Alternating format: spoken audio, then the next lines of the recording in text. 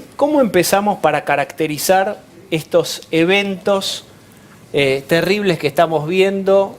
En un momento era Al-Qaeda, ahora hay ISIS. Larguen ustedes esto de los autos, el recital para preadolescentes de esta cantante Ariana Grande también, digamos, como ya cosas que es una escalada, ¿no? Yo lo que vi puntualmente, la experiencia mía, es que ISIS opera en 3 escalones. Opera un escalón estratégico, que es una guerra abierta que tiene el califato en el norte de Siria y de Irak, o sea, Mosul y Raqqa, el eje, que es una guerra abierta, una guerra militar. En un escalón táctico, que son operaciones complejas en terceros países de la coalición, que son los atentados de Francia, el Bataclan, atentados complejos, etc. Y un escalón puramente operativo, que es lo que se suele denominar el lobo solitario, que es el chico que se activa por un Telegram o que se autodeclara soldado del califato, saca un cuchillo, acuchilla a alguien en un tren en Alemania, o saca una pistola y mata a 5 en un shopping en Berlín, que no está estructurado ni orgánicamente en el grupo. O sea, son 3 fases diferentes que se tienen que enfocar, por lo menos donde yo lo vi, de manera diferente. Yo investigué el uso de armas químicas en la guerra, que es el escalón más complejo. Quizás las operaciones tácticas están dándose en Europa y en Estados Unidos. ¿Cuál es el objetivo final de estas 3 instancias diferentes? El objetivo final de la primera instancia lo consiguieron, hicieron el sueño realidad, lo que nunca tuvo Al-Qaeda, que es tener un país. Y si lo tuvo, que es el califato. Usted ve el mapa y lo tiene pintado de negro, al norte de Siria, al norte de Irak, los kurdos arriba en Turquía, acá tiene Raqqa, acá tiene Mosul, un eje 490 kilómetros, que ellos lo dominan, está pintado, tienen su país, su bandera. Eso es lo que no logró Al-Qaeda. Eso lo cumplieron, ahora están perdiendo. Van a terminar siendo derrotados cuando se decida quién los expulsa de Raqqa.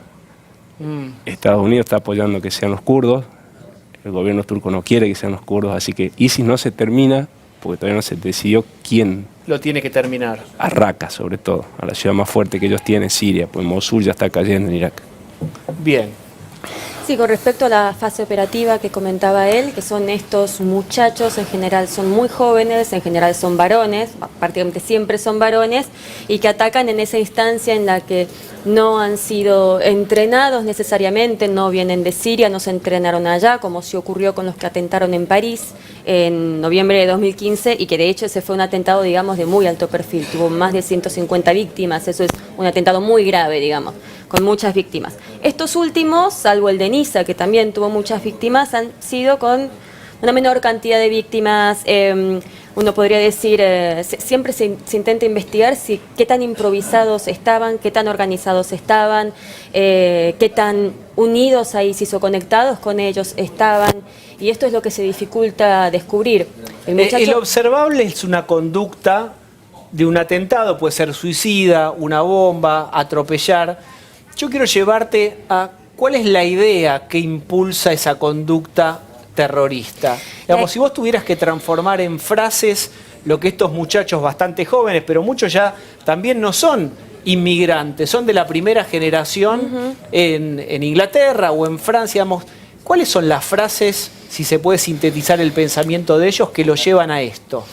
Se hace mucho hincapié en la religión, entonces mucha gente te va a decir la religión, o esa versión del Islam que es el yihadismo, la yihad, entonces la lucha por la yihad. Pero me parece que es una explicación muy simple, o sea, una identidad no se conforma solamente de tu acepción religiosa, incluso si sos un fanático. Hay muchas cosas que entran en la identidad de uno. O sea, una persona está compuesta por deseos, por sueños, frustraciones, religión, creencias, un determinado tipo de educación, y me parece que se está dando a veces mucho hincapié en esta cuestión de quién lo radicalizó religiosamente, cosas que se hacen vía Telegram, vía internet y también vía gente pero de verdad. Pero el móvil es religioso, eso es lo que yo no termino de entender y me parece que nos confunde a todos. En la vieja usanza había la creencia de que te alojará Alá en sus brazos si vos llevas adelante la misión. Ya no sé si es exactamente eso. No es tan simple como eso, no es tan simple. No es tan simple como eso. De hecho, la composición misma del Estado Islámico es muy compleja. No está hecho nada más que de fanáticos religiosos. Tiene una parte que sí, tiene una ideología un poco escindida de morir por Alá y una especie de batalla cósmica entre ellos y el resto del mundo occidental y el resto de los musulmanes que no son como ellos. Pero en la composición de arriba del Estado Islámico también hay mucha mano de obra de Saddam Hussein que quedó desempleada. y que no era religiosa. Entonces es una composición compleja. Y luego tenés la última cadena de reclutas, son estos chicos que salen a atentar. Que a veces ¿Cómo se los son llama... esos chicos? ¿Tenés alguna idea de qué perfil son, qué segmentos?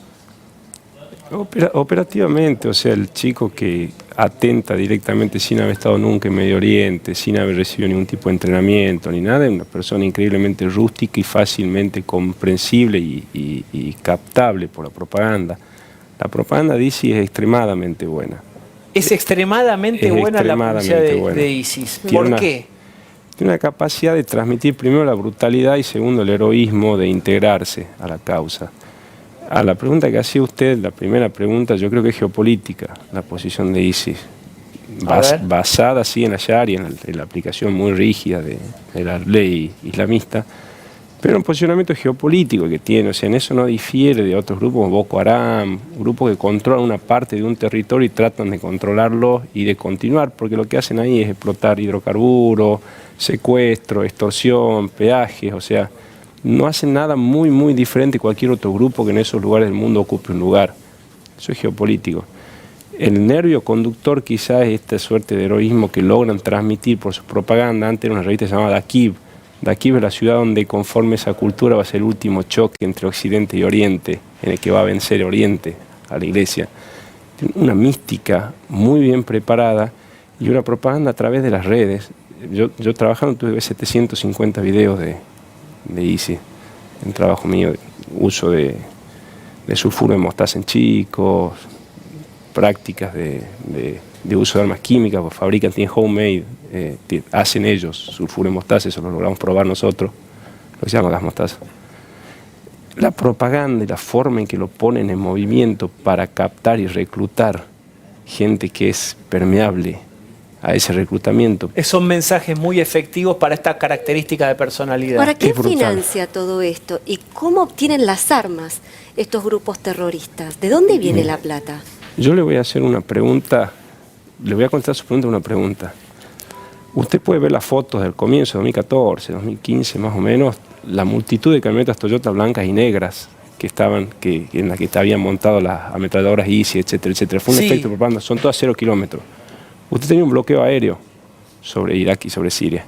Sí. Y tenía un bloqueo marítimo. Sí. O sea que sí o sí entraron por tierra. ¿Cuántos países tienen frontera terrestre?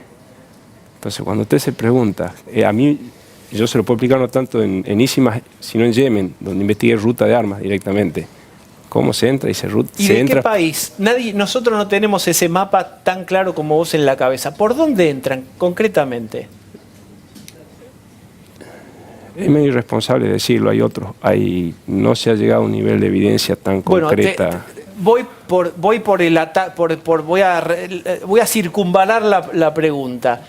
Hoy hay muchos países que están como haciéndole un bloqueo a Qatar, acusándolo de financiar al terrorismo. ¿Voy bien en mi circunvalación?